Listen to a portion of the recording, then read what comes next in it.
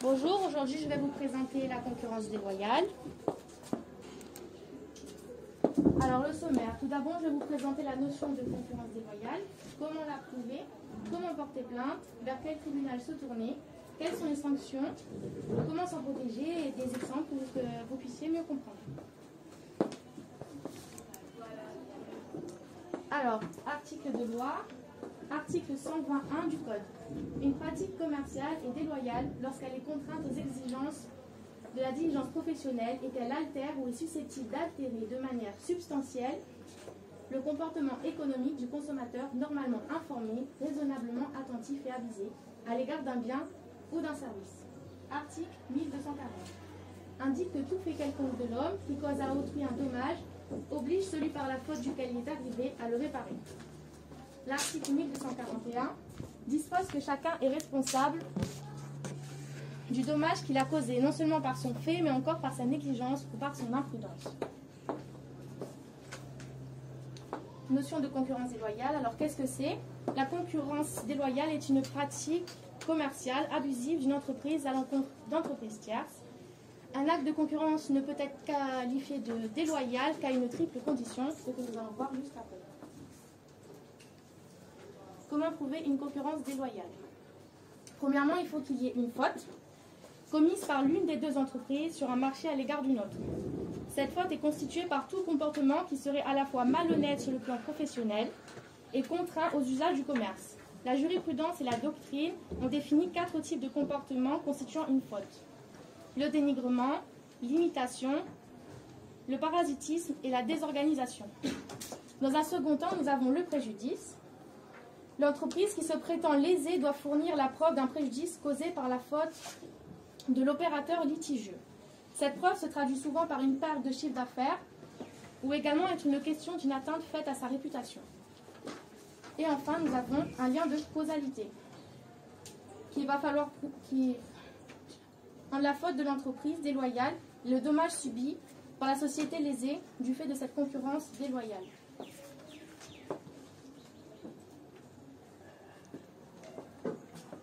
Comme dit précédemment, pour prouver qu'il y a une concurrence déloyale, nous devons avoir une faute, un préjudice et un lien de causalité. Lorsqu'il y a une faute, nous avons les actes de concurrence déloyale que j'ai cités précédemment et que nous allons définir. Le parasitisme. La concurrence parasitaire se définit quand l'ensemble des comportements par lesquels un agent économique s'immisce dans le sillage d'un autre afin de tirer profit, sans rien dépenser de ses efforts, de son savoir-faire ou de sa notoriété. Nous avons la désorganisation. Cette forme de concurrence déloyale se revêtit en plusieurs formes. Dans la majorité des cas, il s'agit de débauchage massif et abusif de salariés. Cela peut aussi consister en la révélation de secrets de l'entreprise, de son organisation, de sa production. Mais il y a aussi le démarchage de la clientèle. Ensuite, il y a le dénigrement. Le dénigrement consiste à critiquer ouvertement et publiquement les produits d'une autre concurrente. La critique peut aussi porter sur son travail ou bien sur ses méthodes. Il faut cependant que la critique identifie clairement l'entreprise visée. Le caractère public de la critique est primordial. Sans lui, le dénigrement ne peut pas être caractérisé. Enfin, nous avons l'imitation. L'imitation est le fait d'utiliser les mêmes signes distinctifs qu'une autre entreprise. Cette technique est déloyale lorsqu'elle crée une confusion entre les entreprises dans l'esprit du consommateur. Elle porte donc sur les éléments essentiels d'identification, les logos, le site. Alors, comment porter plainte? La procédure la plus simple consiste à se rendre au commissariat ou dans une gendarmerie. Un officier de justice recueille votre plainte pour concurrence déloyale et la transmet au procureur. Celui-ci va décider ensuite l'engagement ou non de poursuite s'il trouve que les fautes sont valables. Ou bien vous pouvez également faire demander un constat d'huissier. L'huissier peut se rendre au sein de la société soupçonnée de concurrence déloyale et recueillir les preuves de celle-ci. Il peut ainsi se servir des documents et accéder aux ordinateurs de l'entreprise. Vers quel tribunal se tourner? Pour un non-commerçant, on ira vers un tribunal de grande instance. Pour un commerçant, un tribunal des commerces. Pour un manquement par un salarié aux obligations, le conseil de prud'homme et en cas d'urgence, un juge déféré. Quelles sanctions? Comme dit précédemment, l'entreprise qui se rendue coupable de concurrence déloyale sont déterminées par le tribunal saisi.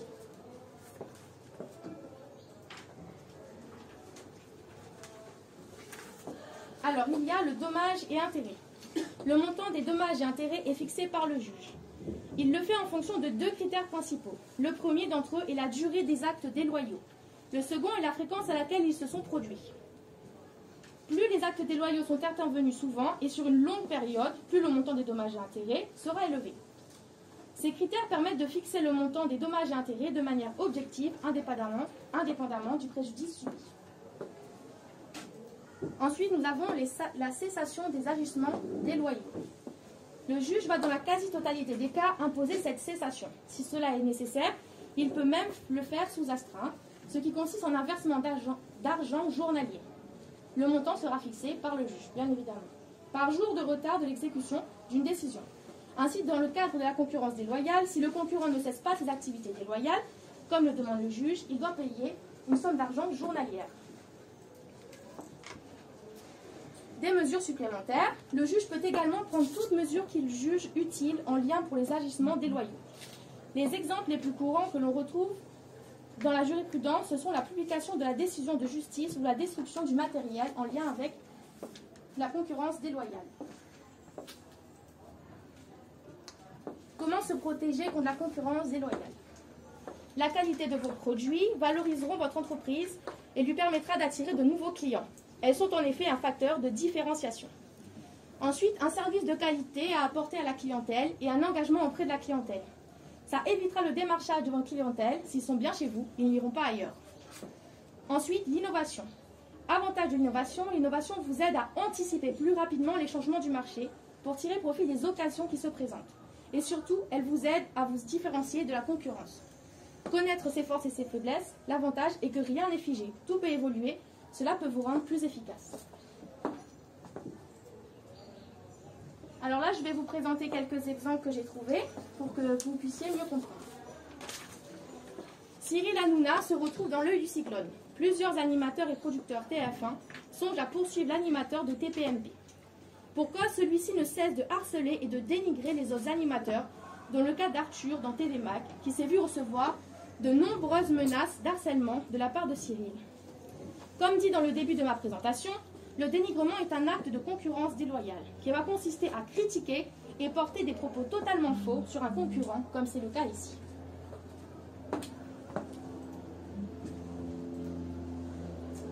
Ensuite, nous avons le cas d'Apple et Porsche. La grande marque à la pomme aurait, selon les dires, un projet de création automobile. Et pour le développement de ce projet, Apple aurait débauché M. Manfred Harrer, qui est un ingénieur de chez Porsche. Il s'agit là donc d'une action de concurrence déloyale. En débauchant l'un des ingénieurs de chez Porsche, Apple désorganise son concurrent, qui est une faute de concurrence déloyale. Car juste avant de rejoindre Apple, M. Harrer a lui quitté discrètement Porsche à la fin de l'année dernière pour travailler sur le projet d'Apple Car. Et enfin, les commerçants indépendants et le commerce en ligne.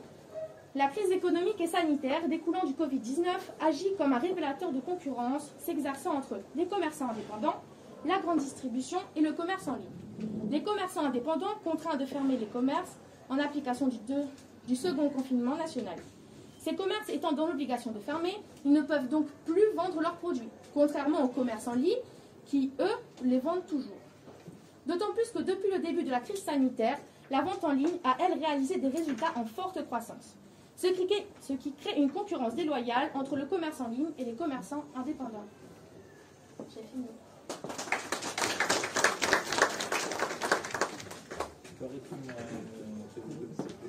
Donne-moi le temps.